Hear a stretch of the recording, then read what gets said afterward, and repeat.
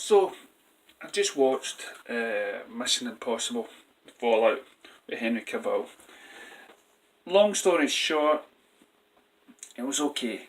It wasn't the best of them all, even though critics and stars would say so.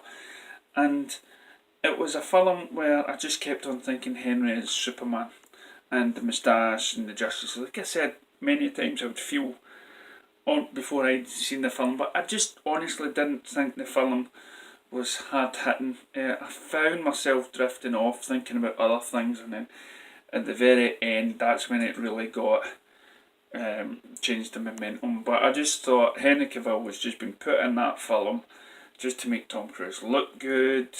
You know, his character was, even though you find out later on that he's not who he says he is at the start, you're kind of feeling disappointed because he's meant to be this tough guy and stuff like that. And I just thought, what? You first fighting a guy and then you're not really doing much damage. I mean, what's the point of your character if you're getting your ass kicked, you know? But then you find out things along the way, and I don't know, it just didn't gel with me. And of course, and I don't think it was a film that was worth all that long.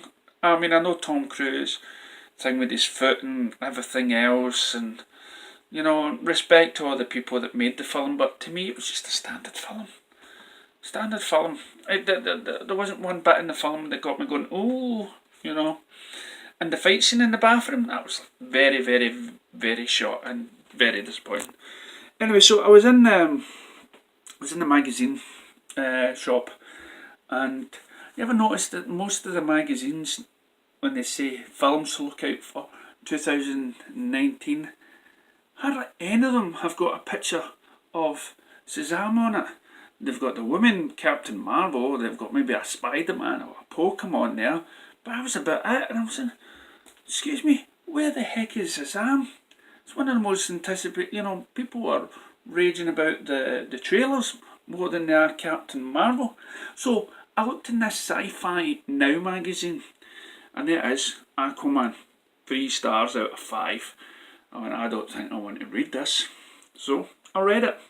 I read a wee bit of it and found it very sarcastic, you know, and the women seemed to have enjoyed it, but, you know, and it was a big but, and it was an enjoyable but, you know. But then she goes on and saying something like, with the Captain Marvel coming out, and I'm not saying this was the same woman, but it's roughly nearly on the same page, right? Captain Marvel is coming out, and that's a great step in the new direction for Marvel. And I went, a great new step, as though that was a big step for Marvel to take, to actually make a movie with a female lead in it.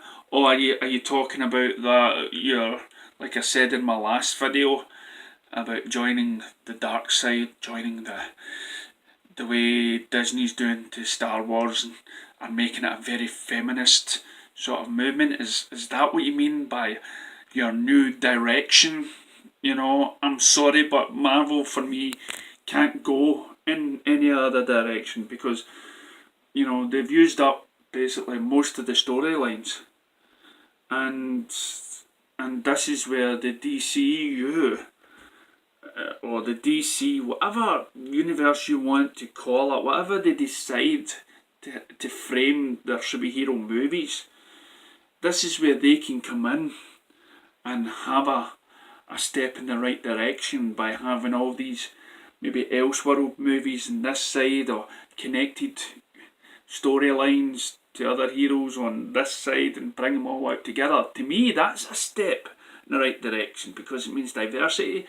It means that you can get more than one story of the character in a year.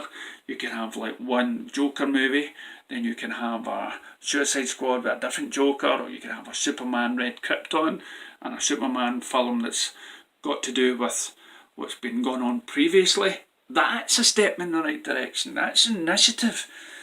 Captain Marvel step in the right direction? I don't know. We've had Wonder Woman. Mera. Don't talk to me Black Widow. She's already in love with the Hulk. Even though the Hulk tried to kill her.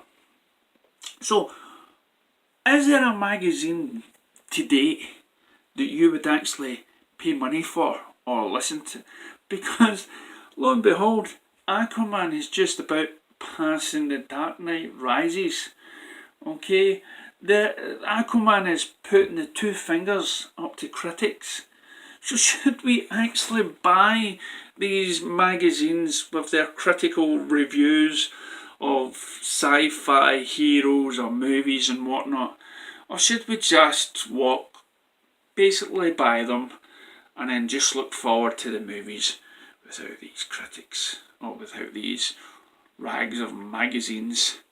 I mean, they must be failing if there's a lot of people, if they're somehow trying to get onto Facebook and trying to corner the market and call themselves something like comicbook.com, and we know how biased they are. Now let us know if there's a magazine out there that you still like and you feel that speaks the truth. I'll be interested to find out. Okay, thank you for listening.